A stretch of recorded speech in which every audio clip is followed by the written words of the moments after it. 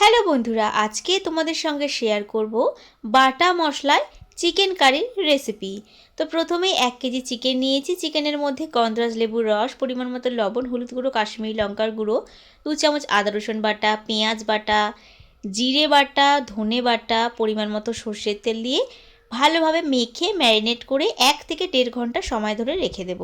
1.5 ঘন্টা পর গ্যাসে কড়াই বসিয়ে বেশ কিছুটা পরিমাণে সর্ষের তেল দিয়ে ফোড়নে গোটা গরম মশলা, গোটা জিরে, তেজপাতা দিয়ে দিচ্ছি পেঁয়াজ কুচি আর কাঁচা লঙ্কা কুচি, দেব 2টো গোটা রসুন। এবার সব কিছু একসঙ্গে খুব ভালোভাবে ভাজা ভাজা করে নেব।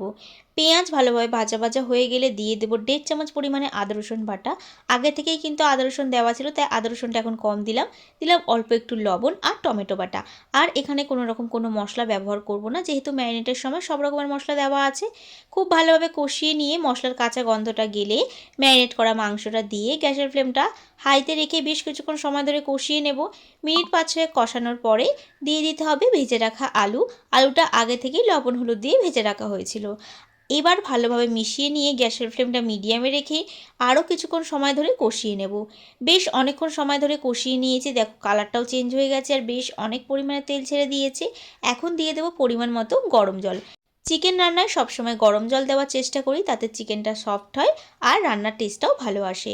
এবার ঢাকা দিয়ে মিনিট 15 সময় ধরে রান্না করে নেব। নামানোর আগে গরম মশলার গুঁড়ো আর ঘি দিয়ে ভালোভাবে মিশিয়ে নামিয়ে নিলেই তৈরি দারুণ সুস্বাদু চিকেনের রেসিপি, যেটা গরম ভাতের সাথে খেতে ভীষণ ভালো লাগে। তোমাদের কেমন লাগলো কমেন্ট করে জানিও।